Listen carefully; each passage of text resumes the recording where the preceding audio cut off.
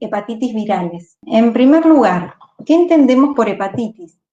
Las hepatitis es un proceso inflamatorio del tejido hepático caracterizado por necrosis celular difusa o focal con una etiología variada. ¿Qué tenemos que tener en cuenta? Que distintas causas pueden estar provocando ese cuadro, ya sean causas por agentes etiológicos como bacterias, parásitos, virus, sustancias tóxicas por otra parte y también distintos tipos de drogas. Nosotros nos vamos a referir hoy aquí a los agentes etiológicos virales. Y dentro de ellos, como podemos observar aquí, hay ya algunos virus conocidos por ustedes que hemos visto anteriormente en la materia y otros nuevos, como son los virus de las hepatitis, desde la A hasta la E. Esto ya nos está dando una idea de que hay distintos tipos de virus que van a producir hepatitis, pero que pueden tener como target directamente a los hepatocitos, que van a ser entonces los virus hepatotropos, y otros no hepatotropos, pero que pueden, durante el curso de la infección, también generar un cuadro de hepatitis. Con respecto al diagnóstico clínico, va a ser muy importante para las hepatitis una buena anamnesis y análisis bioquímicos, como el hemograma con plaquetas y el perfil hepático. Es importante tener en cuenta la relación de las transaminasas, están muy elevadas la alanino-transaminasa. Por eso la relación GOT-GPT es menor a 1. Como les comenté recién, entonces, dentro de los virus que producen hepatitis tenemos los virus no hepatotropos, como habíamos visto el virus de sarampión, rubiola, citomegalovirus y otros, que podían entonces cursar también con hepatitis. Y los virus hepatotropos, que son los que vamos a ver en el transcurso de estas clases, que son los virus de hepatitis A, B, C, D y E. Aquí podemos ver en este esquema los distintos tipos de virus, entonces, que pueden causar hepatitis. Nos vamos a centrar en los hepatotropos, el virus de hepatitis A, B, C, E, D. También está incluido el G, pero los prevalentes son de la A a la D. Como podemos observar en el cuadro, estos tipos de virus hepatotropos pertenecen a familias distintas. El virus de la hepatitis A pertenece a la familia Picornaviridae, al género hepatovirus. En cambio, el virus de la hepatitis B pertenece a la familia Hepatnaviridae, género Orthohepatnavirus. El virus de la hepatitis C pertenece a la familia Flaviviridae, esta ya la hemos visto, pero sobre todo con virus que son transmitidos, por ejemplo, por mosquitos. En este caso no, el virus de hepatitis C, no, vamos a ver cómo es su mecanismo de transmisión. Y pertenecen al género Hepacivirus. El virus de la hepatitis C, que pertenece a la familia Epeviridae, esto se los dejo aquí, porque en algunos libros de texto, si son más antiguos, pueden estar clasificados distintos. Y el género es el género Epivirus. Y el virus de la hepatitis D, que en realidad es un virus satélite, no tiene una familia, se comporta en forma semejante a un viroide, pero no del todo como ellos, y se lo ha clasificado en un género deltavirus. Bien, entonces a las hepatitis virales las podemos clasificar por virus hepatotrópicos que van a causar hepatitis de transmisión fecal-oral, como son entonces las hepatitis virales enterales, que van a estar producidas por el virus de la hepatitis A y el virus de la hepatitis E. Y por otra parte tenemos a las hepatitis séricas, es decir, virus parenterales, como encontramos el virus de la hepatitis B, D y C. En la clase de hoy nos vamos a referir a estos dos, virus de la hepatitis B y D. Entonces, vamos a comenzar con hepatitis virales de transmisión parenteral y o sexual. ¿Qué características generales tienen las hepatitis séricas? Es decir, las producidas tanto por hepatitis B, D y C, que son estructuralmente, morfológicamente y antigénicamente diferentes. Vimos que pertenecen directamente a familias víricas distintas. No existe reactividad cruzada entre ellos. La transmisión es parenteral y o sexual, dependiendo de cada uno de ellos y la prevalencia de la circulación de cada una de ellas en las distintas regiones, también puede preponderar una forma u otra de transmisión. Tienen largos periodos de incubación, producen con gran frecuencia hepatitis crónica y viremia persistente, y principalmente no son citopáticos en pacientes inmunocompetentes. Quiere decir que la patología va a estar asociada principalmente a la respuesta inmune en los pacientes inmunocompetentes. Y son endémicos. Existen distintos genotipos de cada uno de estos virus. Entonces vamos a comenzar con el virus de la hepatitis B. Aquí, como ven de fondo, es una microfotografía electrónica, y si ustedes ven, pueden individualizar distintos tipos de partículas, algunas que son esféricas, otras que son longitudinales, y dentro de las esféricas ven unas que tienen opacidad en el centro, en cambio otras que son todas claritas. Todo esto está relacionado con el virus de la hepatitis B. Lo que ocurre es que vamos a ver que algunas de estas partículas sí son infectivas, es la partícula del virus completo, y otros no. Entonces, el virus de la hepatitis B es un pararetrovirus. Si ya estamos diciendo en el nombre retrovirus, ¿esto qué nos va a estar indicando? Que tiene una retrotranscriptasa. Ahora vamos a ver cómo la utiliza. Es un virus ADN, parcialmente bicatenario envuelto. Es decir, que es un virus ADN, va a tener que pasar entonces a ARN y va a tener entonces en su ciclo de replicación un pasaje nuevamente a ADN, y ahí es donde va a estar utilizando la retrotranscriptasa. Pertenece a la familia Epandaviridae, como vimos, y hay distintos genotipos, de la A a la H, y se han descrito otros más, y no es cultivable. Entonces, si miramos nuevamente las partículas, podemos ver que estas que estaban en forma esférica y que tenían el centro opaco, en realidad son las partículas de Dan o las partículas virales completas infectivas del virus. Es un virus circular donde podemos ver entonces la envoltura lipídica y el antígeno de superficie, que está indicado aquí en rojo mayoritariamente, pero hay tres formas del antígeno de superficie. La forma S, que es la más pequeña, la forma M o medium, que tiene estos dos segmentos, y la forma más extensa o large, que es la que tiene estos tres segmentos. Se los conocen como el segmento S, pre-S, pre-S2, el que está en la forma medium, y el que tiene el último segmento también, el pre-S1. Todo esto entonces va a estar constituyendo al antígeno de superficie. Luego, por debajo de la envoltura, encontramos a la cápside, que está formada por la proteína del core. Y dentro encontramos entonces al material genético, que dijimos que era ADN de doble cadena circular, en forma laxa se encuentra, y tiene una de las cadenas que es incompleta.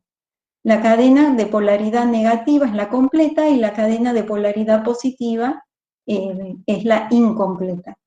Y tiene la polimerasa con actividad de retrotranscriptasa.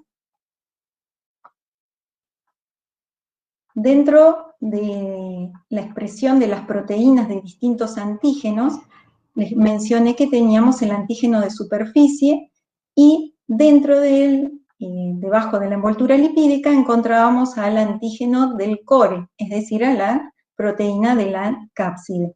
Pero también se sintetiza otro antígeno, que es llamado antígeno E, pero que no está formando parte de esta estructura del virus infectiva, sino que una vez que va a infectar este virus en los hepatocitos, durante su ciclo de replicación en la célula se va a generar ese antígeno y va a ser secretado desde la célula, pero no va a estar entonces en la partícula viral.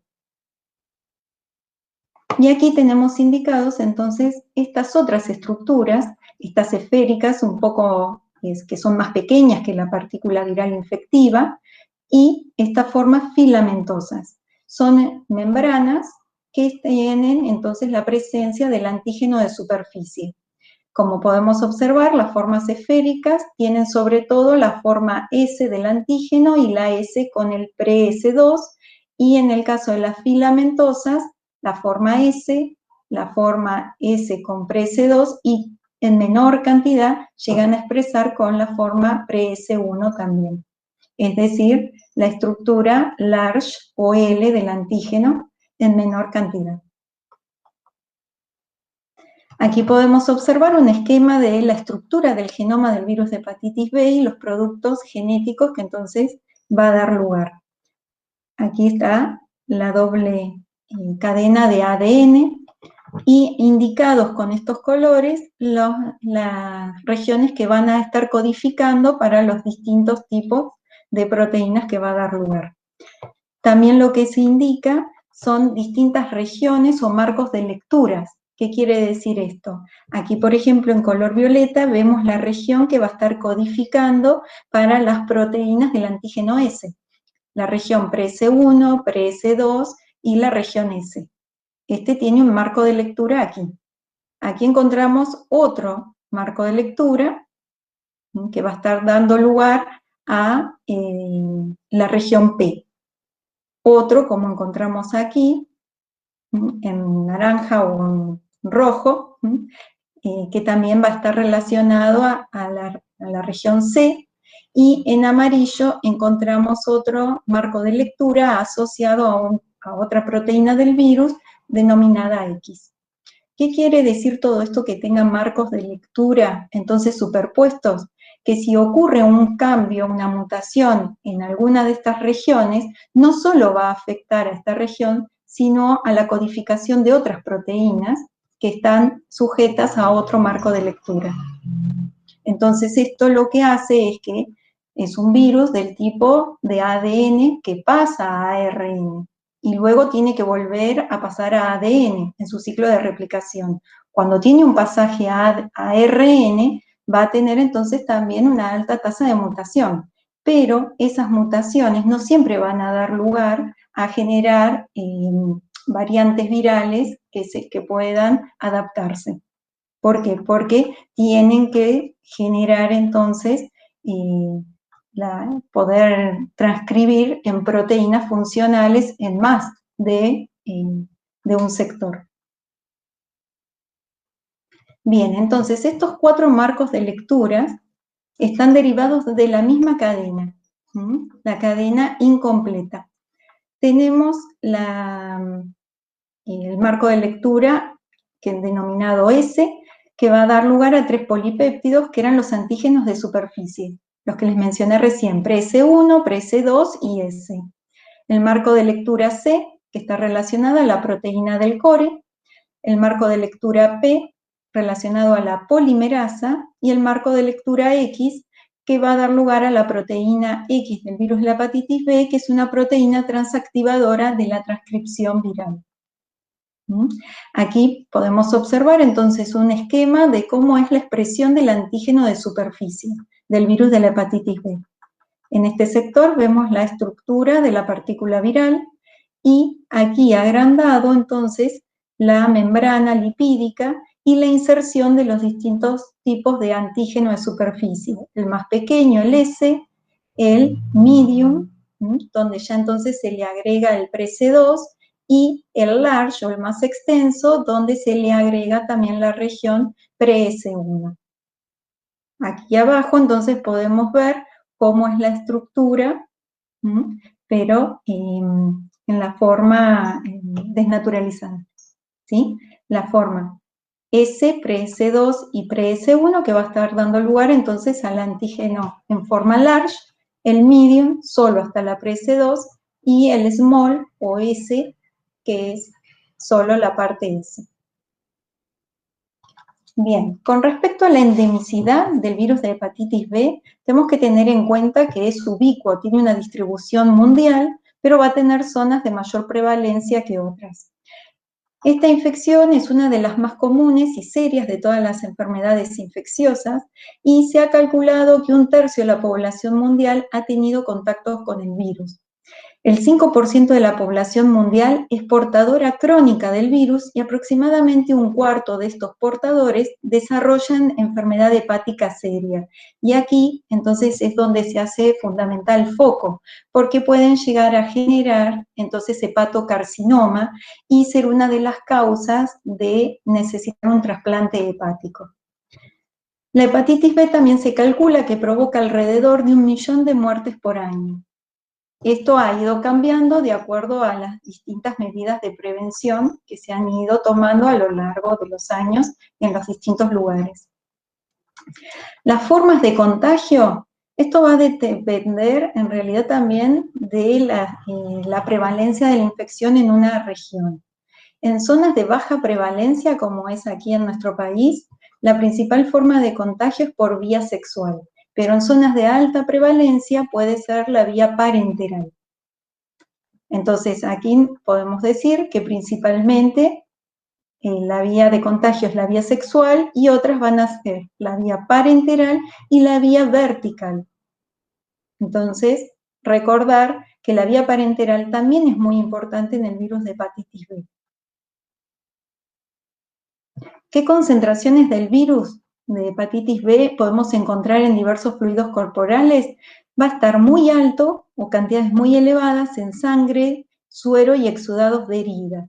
Por eso les comentaba que la vía parenteral es una vía de transmisión entonces importante en el virus de hepatitis B. Sin embargo, a nosotros siempre nos queda más relacionado a la vía de transmisión sexual porque estamos en una región de baja prevalencia o de baja endemicidad.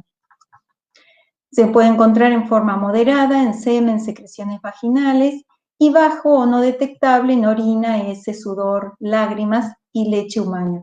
Por eso no está contraindicada la lactancia materna. ¿Cómo es la historia natural una vez que se produce la infección por el virus de hepatitis B? Tiene un periodo de incubación, como dijimos, que era prolongado, extenso, con una media de 60 a 90 días y un rango que puede extenderse entre 45 a 180 días. Una vez que se produce la infección, puede generar una infección aguda, entonces, del virus de hepatitis B, lo cual, en el 65% de los casos, va a generar una infección subclínica transitoria, la cual se resuelve. O el 25% de las veces esta infección aguda puede cursar como hepatitis B aguda, es decir, aquí ya con la sintomatología, y el 99% la resuelve.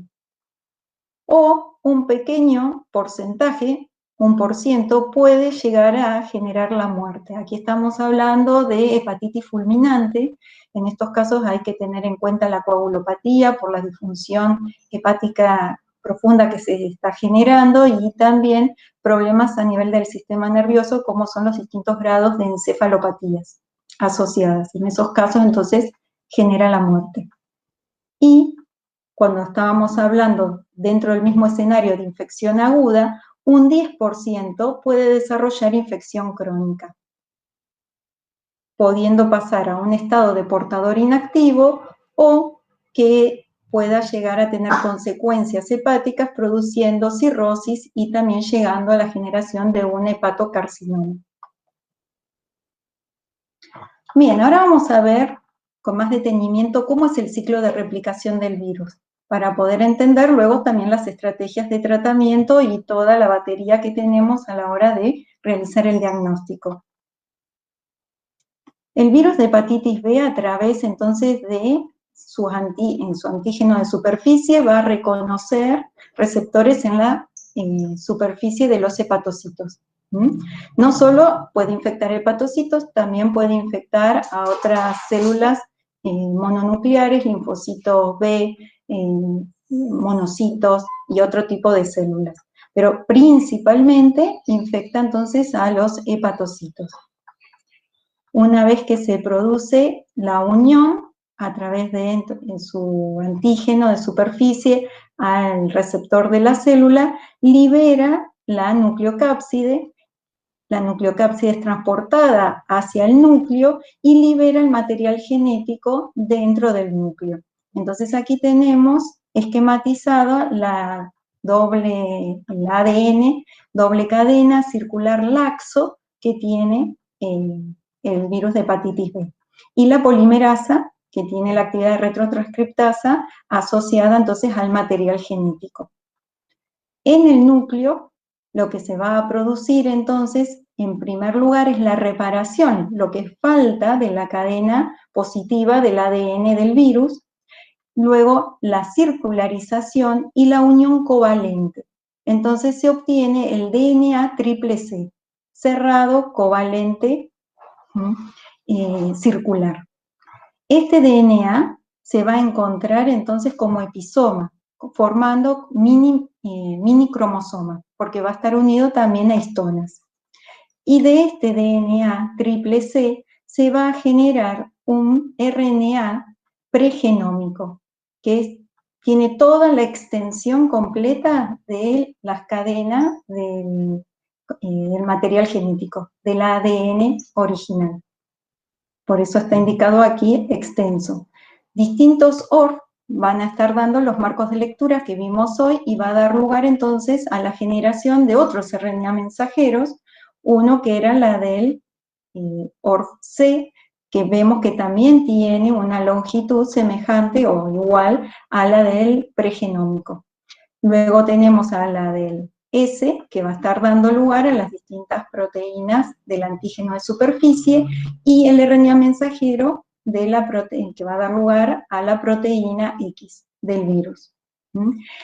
La característica que tiene entonces este virus es que luego de generar este ADN, pasa a formar este RNA pregenómico completo, el cual va a dar lugar entonces luego a la síntesis nuevamente del DNA para poder generarse la partícula viral.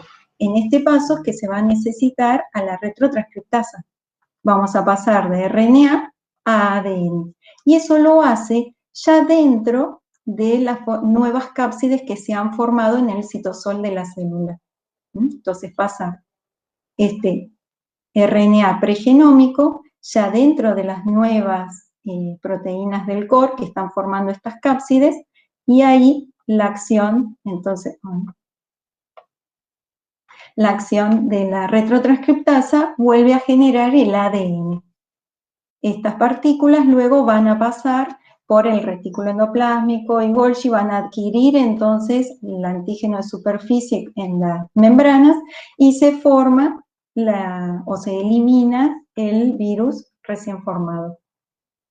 Bien, con respecto a la distribución geográfica entonces de la infección crónica ahora por el virus de hepatitis B, podemos ver en este mapa mundial que hay regiones que se los dividen en alta prevalencia, intermedia y baja. Nosotros nos encontramos dentro de una región de baja prevalencia.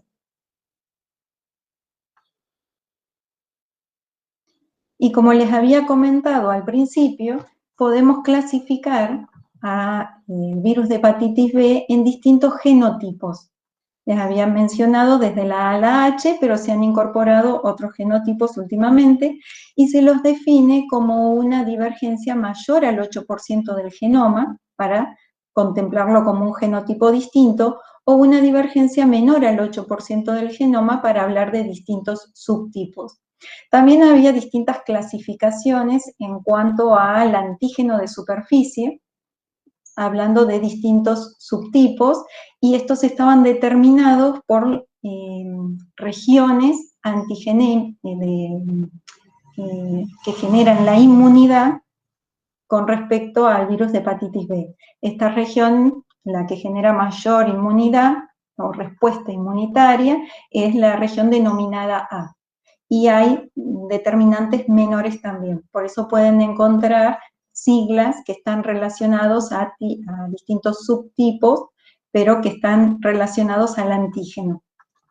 Con respecto a los genotipos, entonces, podemos ver aquí la distinta distribución mundial, y en particular aquí en Argentina, el preponderante es el genotipo F, también se puede encontrar genotipo D y A.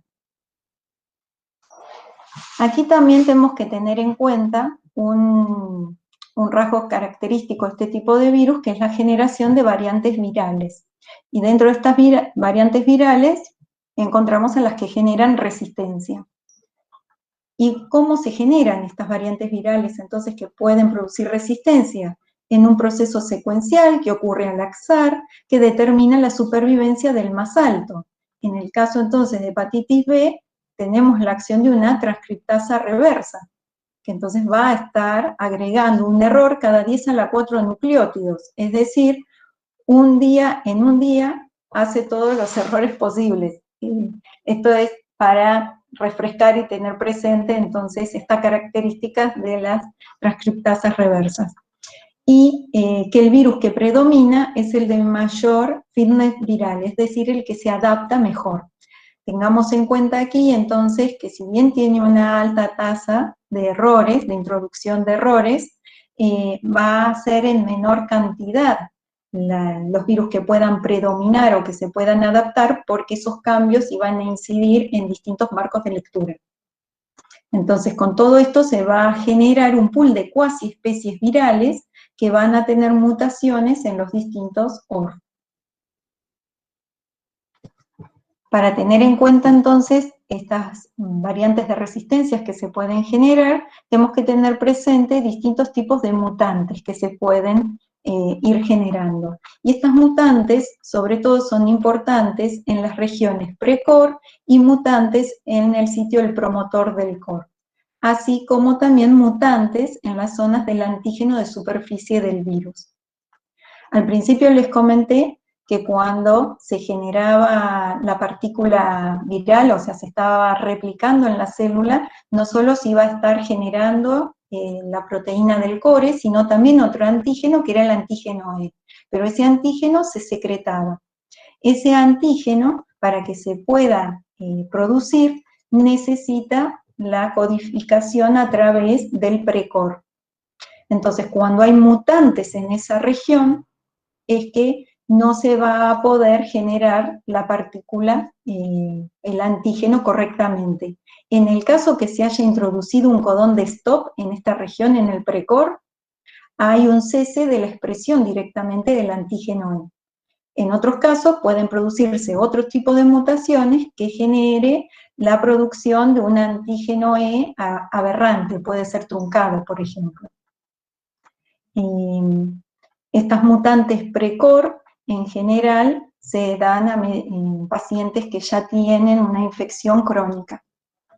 Y en otros casos pueden estar más asociados a algún genotipo en particular del virus de hepatitis B.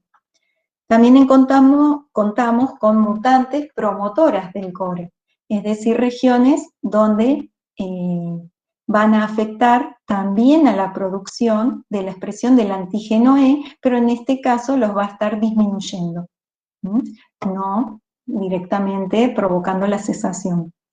Y con respecto a los mutantes del antígeno de superficie, podemos encontrar el inmunodeterminante A, que era lo que les comentaba recién, dentro del antígeno entonces de superficie, una región que está dada por los aminoácidos 121 al 149, es el principal sitio blanco para los anticuerpos policlonales que se van a estar generando.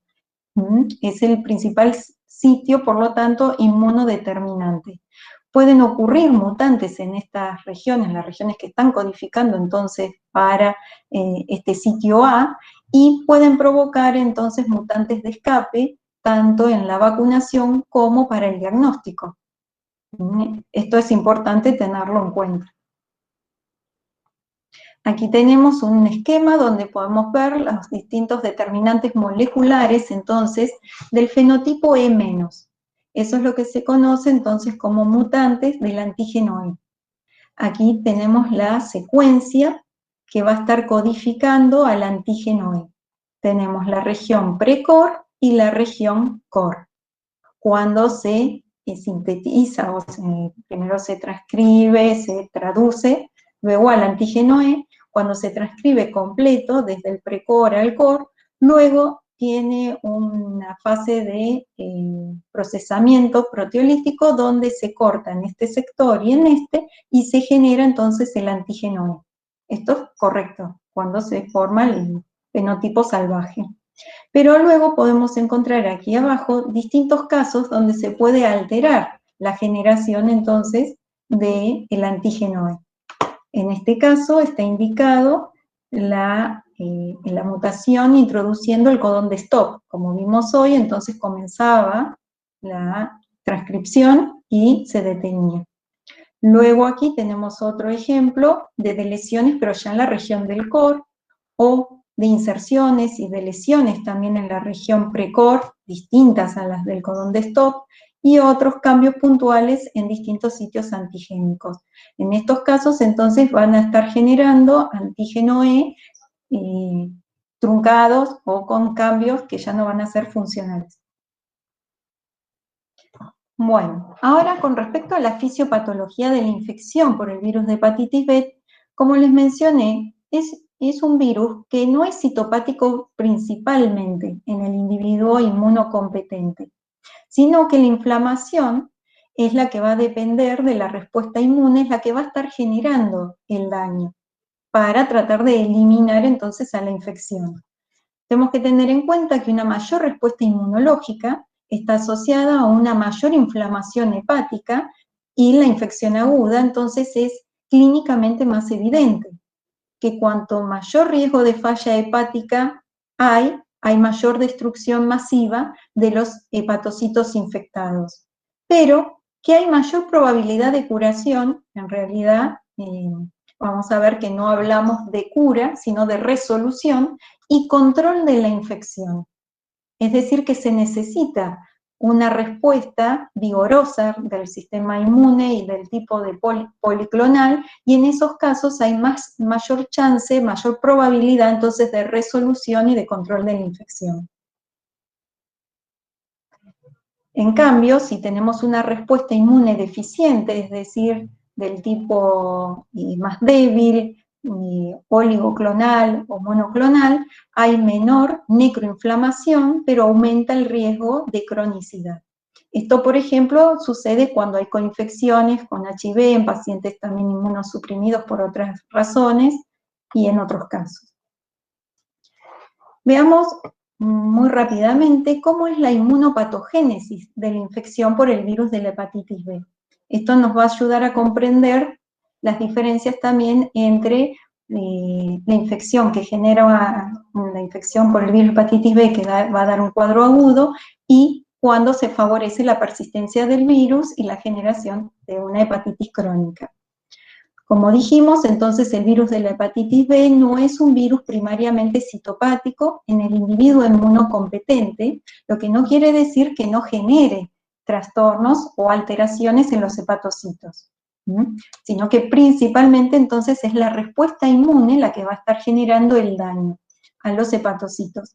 Aquí encontramos en este esquema entonces un hepatocito infectado, aquí tenemos el virus, representado el virus de la hepatitis B, está infectando a los hepatocitos. Estos virus son reconocidos también por las células dendríticas, las cuales van a estar presentando entonces antígenos a través del complejo mayor histocompatibilidad de tipo 2, activando linfocitos TCD4 y TCD8. Estos TCD4 van a entonces colaborar con los linfocitos B, que van a estar generando ahora anticuerpos específicos contra el virus de la hepatitis B. Los linfocitos T citotóxicos van a reconocer entonces los antígenos antígenos del virus que van a estar presentados por el complejo mayor histocompatibilidad de clase 1 en los hepatocitos infectados y van a producir la lisis o muerte de estas células. También tenemos que tener en cuenta la respuesta inmune innata provocada a través de las células natural killer. A todo esto, entonces, tenemos que tener presente que una respuesta vigorosa de respuesta inmune va a generar daño, pero va a estar relacionada con la eliminación viral. Este daño va a estar relacionado o correlacionado con el aumento de las transaminasas. Lo que puede ocurrir es que ciertos linfocitos TCD8 aumenten la expresión de la proteína PD1, que va a ser reconocida por los receptores PDL1 y van a provocar la muerte o lisis de los linfocitos TCD8. cuanto hay mayor expresión y una regulación de esta naturaleza de eliminación de este tipo de linfocitos TCD8 activos, entonces va a haber mayor probabilidad de la generación de una persistencia del virus, lo cual va a estar relacionado también a la cronicidad de la infección.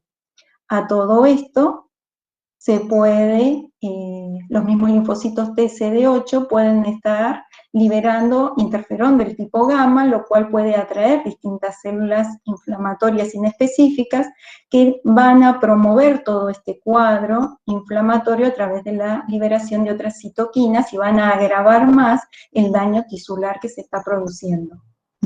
Entonces esto es para tener en cuenta toda la respuesta inmune que se está ejerciendo para tratar de eliminar el virus es el que va a estar generando mayormente ese daño hepático y provocando entonces el aumento de transaminasas y otras características.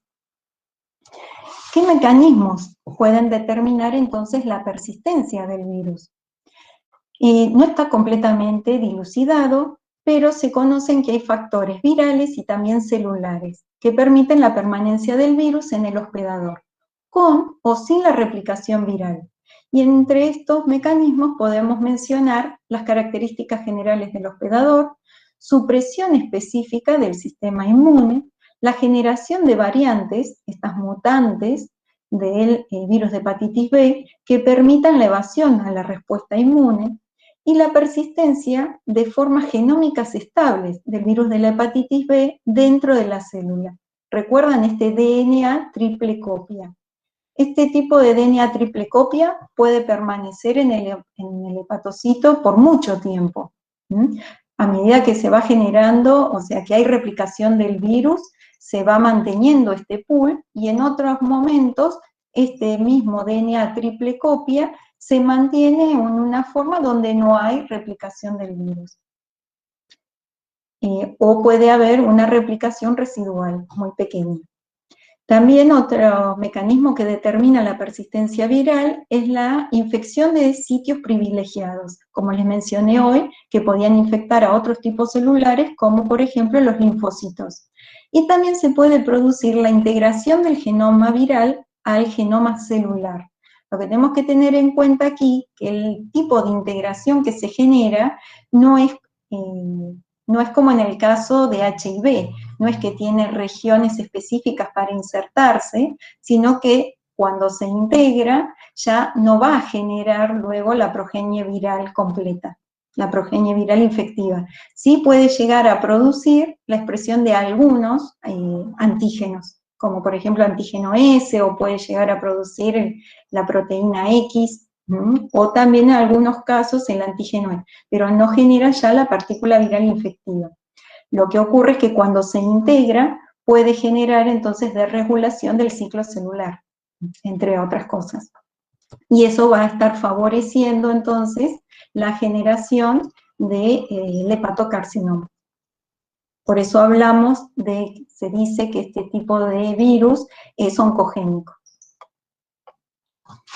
Con respecto a la evolución de la infección ahora por el virus de la hepatitis B según la edad, lo que podemos observar en este cuadro es aquí el porcentaje de infección crónica, en este otro el porcentaje de infección sintomática. Y aquí la edad. ¿Cuándo se produce la infección? La edad de la infección. Cuando se produce en el nacimiento, es decir, podemos hablar aquí de transmisión perinatal, vemos que mayoritariamente van a cursar con una infección crónica y va a ser en el momento de la infección una infección asintomática y se va a mantener así por mucho tiempo.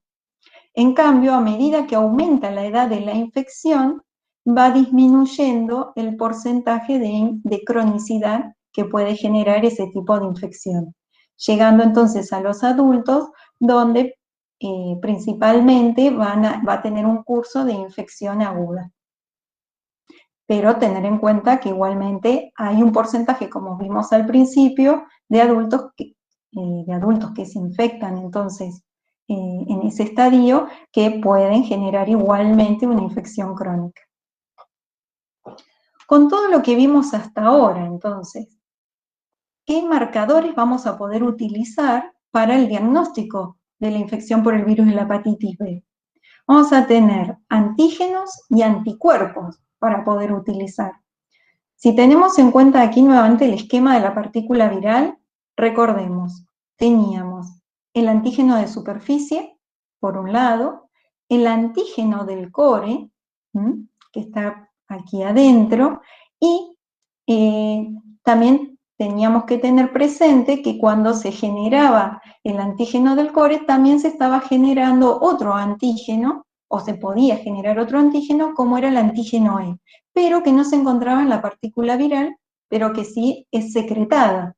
Es decir, que el antígeno E lo podemos determinar, no dentro de la partícula viral, pero sí en forma secretada. Y también tenemos que tener presente que dentro de los métodos diagnósticos no contamos con un método que nos permita detectar el antígeno del core. Este no lo podemos detectar libre en suero, plasma, con los métodos diagnósticos que tenemos. Sí podemos realizar su detección si queremos analizar los hepatocitos. También entonces aquí podíamos tener en cuenta, como les mencioné hoy, el antígeno E que era secretado, no dentro de la partícula viral.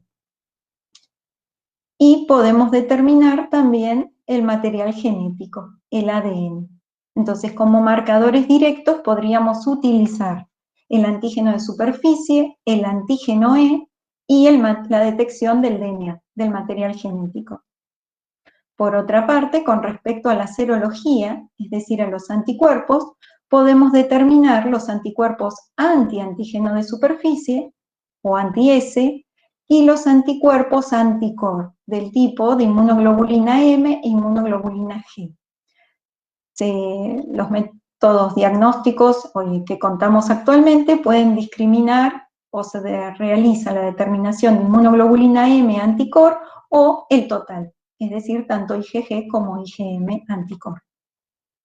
Y también podemos determinar los anticuerpos anti-antígeno E. Entonces, ahora tenemos toda esta batería de marcadores, ya sean directos o indirectos. Es decir, antígeno en superficie, el antígeno E, la detección del material genético, los anticuerpos anti-S, anti-E, la IgM anticore y la IgG anticore, o los totales, en realidad, de los anticuerpos anticore. ¿Qué hacemos? ¿Cómo empezamos con todo esto para el diagnóstico? Vamos a comenzar con el antígeno de superficie, que si este nos da positivo, entonces el virus está presente. ¿Cómo continuamos? Tengamos presente entonces la permanencia de la expresión del virus, del antígeno de superficie. Está estandarizado que si la presencia del antígeno de superficie dura menos de 6 meses, estamos en las hepatitis agudas. Y si la persistencia del antígeno de superficie es de más de 6 meses, se lo clasifica ya como en hepatitis crónica. Aquí podemos ver entonces los marcadores virales en una hepatitis B aguda. Aquí abajo están marcadas las semanas post-exposición y vamos a ir viendo qué es lo que va ocurriendo. Desde que se produce la infección, entonces teníamos este periodo donde no se va a determinar, este periodo de incubación. Luego comienzan a aparecer, a poder detectarse el antígeno de superficie. En este mismo periodo va a poder detectarse el material genético, el DNA, el antígeno E, y también va a estar relacionado un poco más tardíamente la aparición de los síntomas. Cuando hablamos de los síntomas pueden ser ictericia o tener otras sintomatologías generales, pero serán ictéricos. Luego, más tardíamente, van a aparecer los anticuerpos, anticore, del tipo IgM, E y los totales. A medida que va transcurriendo el tiempo, semanas post-exposición, la IgM anticore va a ir disminuyendo, se van a mantener los anticuerpos anticore totales y va a haber seroconversión entonces del antígeno E. ¿Qué quiere decir esto? Que van a aparecer los anticuerpos anti-E y va a desaparecer la determinación entonces del antígeno E. Como estamos en el curso de una hepatitis B aguda, aquí el sistema inmunológico va a lograr controlar la infección y generar la resolución. Y eso va a estar puesto de manifiesto por la aparición de los anticuerpos anti-antígeno de superficie. Estos anticuerpos, entonces, aparecen cuando la hepatitis se resuelve.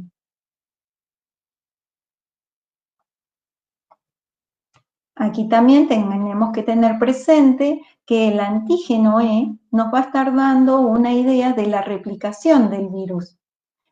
El antígeno E, entonces, positivo, indica replicación viral y el anti-E positivo tiene mayor chance de resolución, cuando ya entonces se produce este cambio.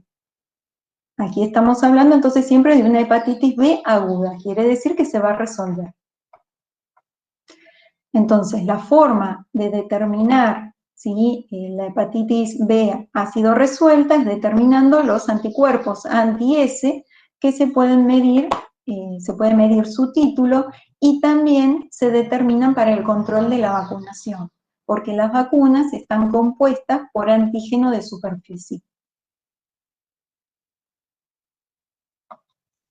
¿Cómo es entonces el curso de los marcadores virales en una hepatitis B crónica ahora? Aquí también tenemos luego de las semanas post-exposición, pero ahora ya se extiende a años. Tenemos, al principio va a ser igual que el que vimos anteriormente. ¿Por qué? Porque estamos dentro del periodo agudo. Es decir, comienzan a determinarse el antígeno de superficie, pero la diferencia es que este se va a mantener en el tiempo, más de 6 meses.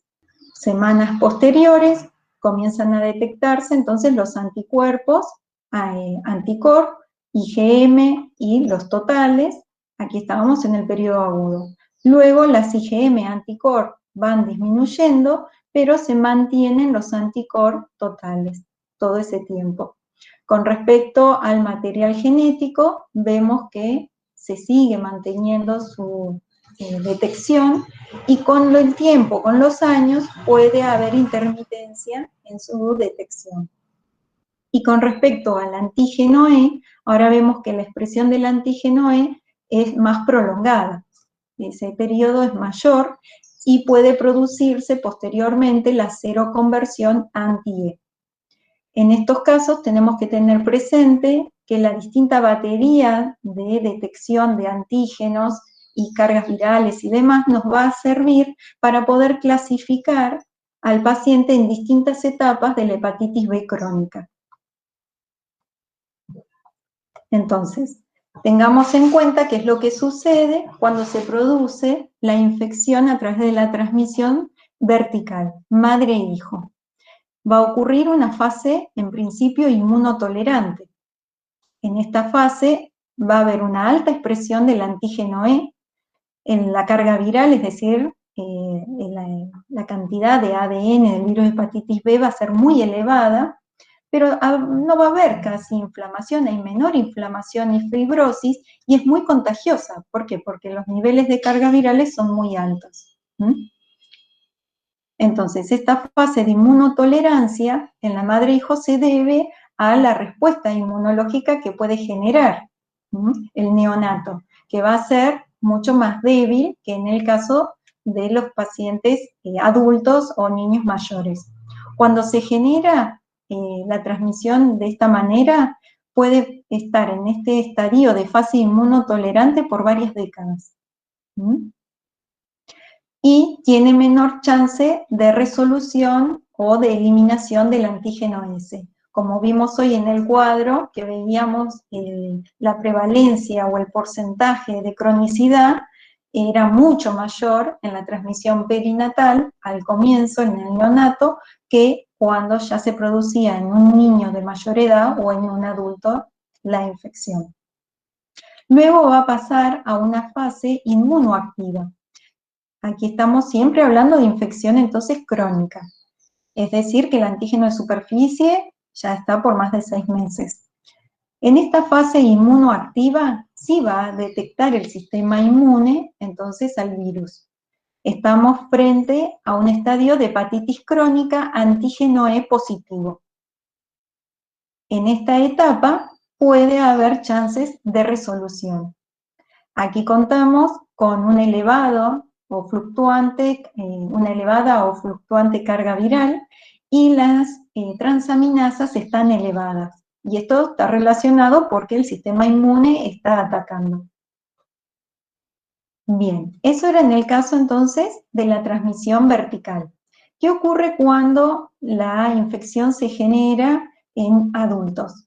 Por ejemplo, en un adulto o en un adolescente o en un niño mayor.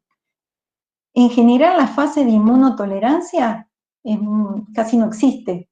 Podemos hablar de la fase directamente inmunoactiva. Ya el sistema inmune entonces va a estar reconociendo. Y vamos a estar en la etapa de hepatitis crónica antígeno E positiva, donde también tiene entonces chances de resolución. O luego puede pasar una etapa de cero conversión del antígeno E, es decir, que ahora va a estar presente en los anticuerpos anti-E. Y en este caso podemos hablar de un portador inactivo cuando la carga viral es baja, es menos de 2.000 unidades internacionales, y las transaminasas están normales. Entonces, en este caso, no está manifestando sintomatología y la carga viral es baja. Pero puede pasar que en este estadio de cero conversión, es decir, donde ya hay antígeno, ya no hay antígeno E y estamos en presencia de los anticuerpos anti-E, pase a la fase inmunoactiva. Es decir, es como esta fase, pero ahora con antígeno E negativo. Ya cero convierte y hay presencia de anticuerpos anti-E. En esta fase, entonces de inmunoactiva, la carga del virus va a ser mayor y va a haber alteraciones, entonces elevación persistente o intermitente de las transaminasas. Y esto puede llevar a la resolución o volver al estado de portador inactivo. Y así ir manteniéndose. Bien, entonces ahora, nuevamente, para enfatizar los distintos cuadros que puede producir la infección por el virus de hepatitis B. La hepatitis B aguda la vamos a observar en este cuadro y la hepatitis B crónica en este. Aquí, nuevamente, entonces podemos ver, cuando se produce la infección tenemos una fase de incubación. Aquí estamos, el tiempo posexposición está indicado en meses, y aquí podemos observar esta fase de incubación cercana hasta los 2 meses. Luego, el periodo de enfermedad aguda y luego el periodo de recuperación. Aquí, entonces, podemos encontrar, desde que se produce la infección, la determinación del material genético, que cuando tiene mayor carga del virus, estamos en la presencia de la determinación también del antígeno S, del antígeno E, que está relacionado con la replicación del virus. También vamos a poder ver que comienza a producirse las alteraciones, entonces, ahora de las transaminasas, y estamos en el periodo de enfermedad aguda. En este periodo, entonces, seguimos detectando la expresión del antígeno S, del antígeno E, y en todo este periodo estamos detectando los anticuerpos totales contra el core. Luego se va a producir la seroconversión del antígeno E a la aparición de los anticuerpos anti-E, van a ir disminuyendo entonces las transaminasas, y el marcador que nos va a estar mostrando de que la hepatitis B se resuelve es la aparición de los anticuerpos contra el antígeno de superficie, en este estadio. Aquí podemos ver entonces el esquema de qué es lo que está ocurriendo en una hepatitis B crónica. Nuevamente, tengamos presente, el antígeno de superficie va a estar presente ahora por más de 6 meses en adelante, tengamos en cuenta aquí años, tiempo de posexposición, años, indicados aquí abajo. Y vamos a poder dividir a la infección crónica en las distintas etapas. La etapa de inmunotolerancia, la fase inmunoactiva, la fase de baja replicación, o podemos hablar del portador inactivo, y la fase nuevamente de replicación, o ya nuevamente fase inmunoreactiva, pero con cambios serológicos, que eran los que les había mencionado hoy con respecto al antígeno E, es decir, la aparición en este caso del anti-E, el anticuerpo anti-E. Aquí entonces lo podemos observar. La carga viral indicada en azul y el aumento de las transaminasas en amarillo. Podemos ir viendo cómo va fluctuando en presencia del antígeno de superficie, el antígeno E y la determinación de los anticuerpos totales. Cuando se está produciendo el cambio al portador inactivo, a esta fase de replicación baja, vemos que el antígeno de superficie se mantiene y aquí estamos entonces en la seroconversión del antígeno E. Y cuando esto prosigue y el sistema inmune puede detectarlo, se generan aumentos de las cargas virales, aumentos de las transaminasas, seguimos en presencia del antígeno de superficie, de los anticuerpos anti-E y de los anticuerpos antiCOR totales. Entonces, nuevamente aquí, la determinación de antígeno E anti-E nos va a permitir estratificar al paciente, pero tenemos que tener presente que no siempre el antígeno E negativo va a estar hablando entonces de una mejor chance a resolución, sino que también tenemos que tener presentes las mutantes de escape del antígeno E. No determinar el antígeno E podía estar relacionado a tener una menor carga del virus, pero no siempre es así. Puede ser que entonces estemos en presencia de mutantes de escape. Por lo tanto, la seroconversión del antígeno E hacia el anti-E no necesariamente implica que la infección se esté resolviendo, sino que también podría significar que el virus ha pasado al estado latente, es decir, con la persistencia del DNA triple C sin producción de progenie viral, o que emergieron mutantes del tipo preCOR y también en otras regiones del promotor básico del COR, que impiden la síntesis del antígeno E. Esto, sobre todo, había que tenerlo en cuenta cuando no se realizaba la determinación de la carga viral. Actualmente, en todos estos casos, vamos a ver que se realiza la carga viral además de estos otros marcadores. Bueno, entonces, ¿qué muestras vamos a usar para el diagnóstico de las hepatitis virales? Todas estas son de notificación. Podemos utilizar sangre o material de biopsia de acuerdo al cuadro clínico que esté presentando el paciente, la disponibilidad de las muestras por distintas causas. Lo convencional es el uso entonces de sangre, utilizar 2 muestras de suero, una al comienzo y la segunda a los 30 días, en el momento de la recolección, ante la sospecha, y las condiciones, como para cualquier otro tipo de determinación de dónde queramos hacer investigación de antígenos o de anticuerpos. El material de biopsia, entonces, solo frente a casos particulares, donde el médico decida que es necesario realizar una biopsia, ahí también es al momento de la sospecha. Bien, entonces el diagnóstico de la hepatitis B se basa en criterios epidemiológicos, clínicos y de laboratorio. Y el diagnóstico de certeza se obtiene mediante la detección de distintos antígenos virales y sus correspondientes anticuerpos. Esa batería que vimos hace un momento, pero ahora vamos a ver de qué manera los tenemos que ir utilizando, en qué forma secuencial. Estos marcadores serológicos entonces nos van a permitir establecer el estadio evolutivo de la infección entre aguda versus crónica, y en algunos casos también nos van a dar un valor pronóstico. En algunas situaciones también es útil la realización de los ensayos para detectar, cuantificar y caracterizar el genoma viral en plasma. el ADN viral entonces en plasma.